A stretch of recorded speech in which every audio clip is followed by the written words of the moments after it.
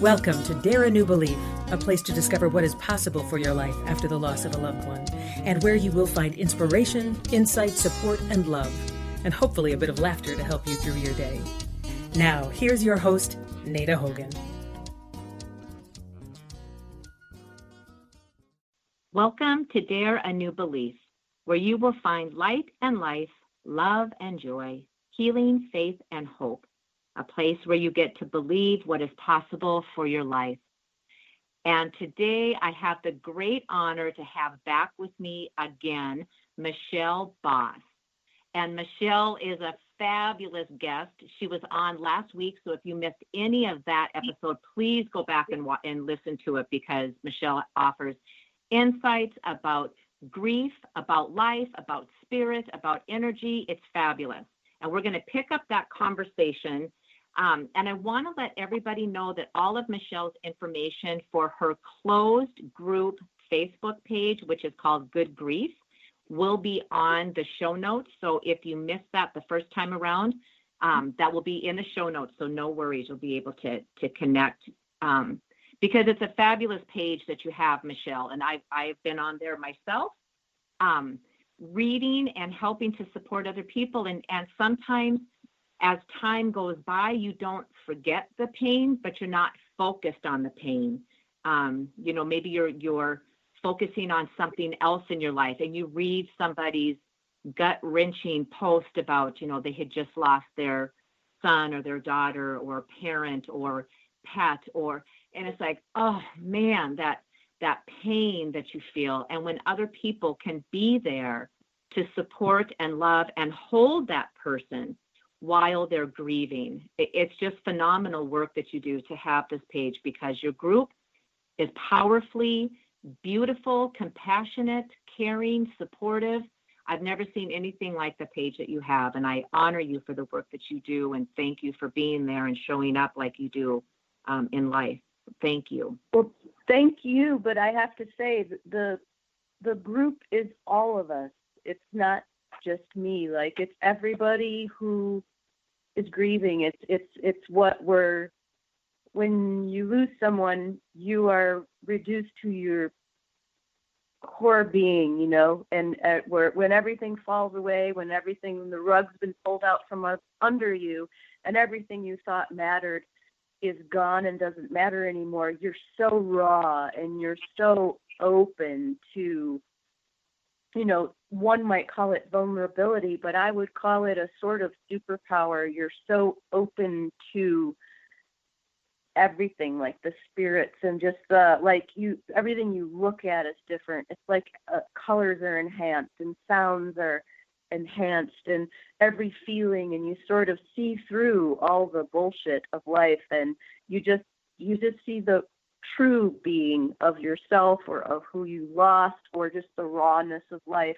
And I have to say, everyone in my group is what makes that group a great page, because everyone knows those feelings, everyone shares that. And like you said, when you reach somebody's heartache and it brings it up your heartache and you relate, you're connecting with them, and it's like they can feel it. And even if you don't respond, like, you have your responders, people who like things or love things or actually comment, and then you have the people that are just reading it and feeling it. That is also powerful, just reading it and feeling it, and you're in your awareness that person is going through something. Just in your awareness of it, you are reaching them and you are connecting with them, and whether you respond or not. And that is what makes it powerful, I believe, and that we connect on that level, on that very, very raw level. And it's everyone in the group, and I love how supportive everyone is of each other, and no one puts religion in it. No one puts, their beliefs other than, just their own personal individual beliefs. not like the Right. beliefs of organizations or anything like that. That's more personal, and I believe that everyone has the right to believe whatever they want. But on this page, the focus is grief, loss, death, and spirit, and the feelings and thought processes and fears and hopes around that. Right, right. And one of the things that you just said, and how we even if you don't post, if you're on that page and you don't, give it a thumbs up or a heart or comment on it, just that you read it, just that you're in the awareness of that somebody else, and then it brought up that pain for you and that remembrance of it, and being in that awareness, then you have already touched that other person. Reminds me Yep. so much just exactly about the turtles, the turtle eggs and the monarchs, right? Because there's just this knowing, there is this connection that is so deep inside of us that we're all ultimately connected, and we can absolutely communicate with other people without having to, pick up the phone and doing it this way. And when we just know that, because sometimes we feel like, I didn't do what I should have done. I should have said something and I didn't know what to say. And I like to tell people too, if you don't know what to say, you always can send love and blessings. Always, you can just send love and blessings, because that person will receive it. Energy knows, it's very direct, it's very determinate, and it knows it has its direction, and it will reach the source that you are intending it for. So I believe that on as that well. page, Yeah. absolutely. And I never thought about it like that with your page either. Just reading and just being in that awareness and just sitting with that person for a while with your consciousness, you have absolutely connected with that person, and that person feels that and knows it. And not only that, it helps you heal. So you are connecting with that person, you're feeling their pain, you're feeling their rawness, and it reminds you of your own, and it helps you go back to that place and maybe heal it in a different way, because every moment we're a different person, because we are changing and growing. There's nothing that's just like, oh, I am who I am and this is it. No, we're an ever-flowing, changing being, and every time we feel something, one day we feel it one way, the next day we feel it another way, and each day we change and grow. We see things from a different perspective, and to see things through someone else's perspective sometimes, or almost always, helps us expand our own perceptions and feelings. Right. Absolutely. On last week's conversation, we were talking about how everything in life is a lesson, and that we're here to learn and to grow from everything. And even from death, even from the things that are the most painful. And I believe that that's how we learn our best lessons, when it has that kind of painful impact, that it's a lesson that we learn on a completely different level. Can you speak to that a little bit? Yeah, I feel like death is the only thing that breaks us down that far, so that we get to that level. And anybody who's lost somebody close to them, that gut level of loss. And that is when you reassess yourself, and I know that with each person that I've lost, and I've lost not only my family, but a ton of friends, and, it's life. But each time I'm reminded of my own how precious life is, how brief it all is, how quickly it can change, and just appreciate. And that moves me into gratitude. And a friend of mine has a gratitude page on Facebook, and I believe that helps a lot of people too. And I believe grief and gratitude go hand in hand. It's called Be Grateful 365 for whoever's interested. But that level, when you can, of course, when you lose someone and you feel like you can't live your life without them, you go through, it wouldn't be called gratitude. It'd just be called you're just lost without them, right? But once you once you cry yourself out of tears, and once you're in that exhausted, empty vessel of yourself, and then you still have to get up, you still have to go to work, you still have to look at people, but you get to do it however you want. And I have changed myself with every death, with every person. I feel it shifts me more into my true, authentic self, and that I live more fully for each person that passes, and more fully in the awareness of the preciousness of life.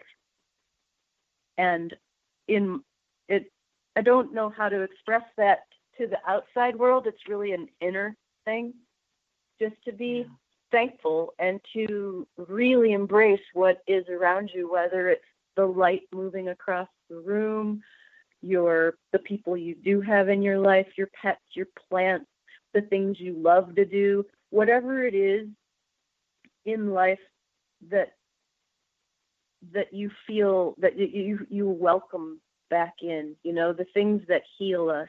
For me, it's art, it's music, it's healing other people. I'm a massage therapist and a yoga teacher, so moving my body and really embracing, I have this body and this life for a short time, and what am I doing with it? And what can I do with it? What do I want to do with it? I believe that it's a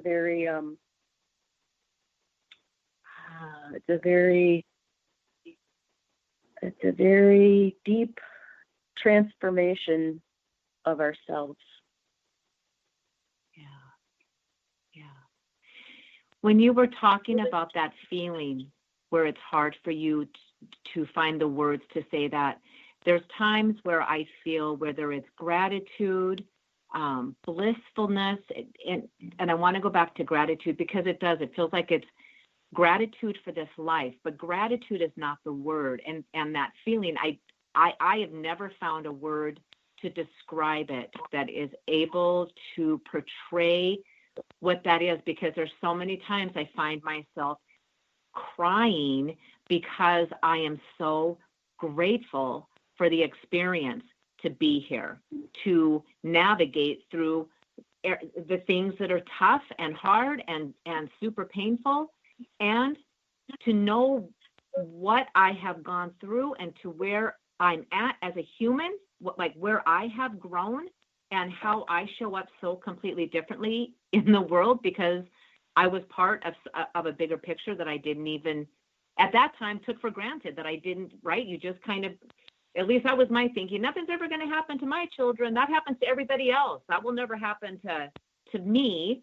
And when you are at that place and it brings you to your knees and you realize, oh my God, the pain that literally can take a person out from this life, because that pain can be too excruciating.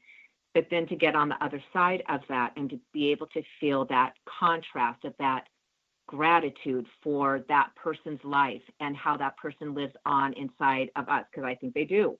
I think they live on inside of us. And I hear my daughter all of the time. I hear my daughter, I hear my mother, I hear my father, and I don't hear them in a way like a parent would scold you. I hear my parents in a way like they're cheering me on. It's such a different relationship. Do you find anything like that with your mother or with your brother? Absolutely. I have heard her laugh. I believe that she helped me through the whole process.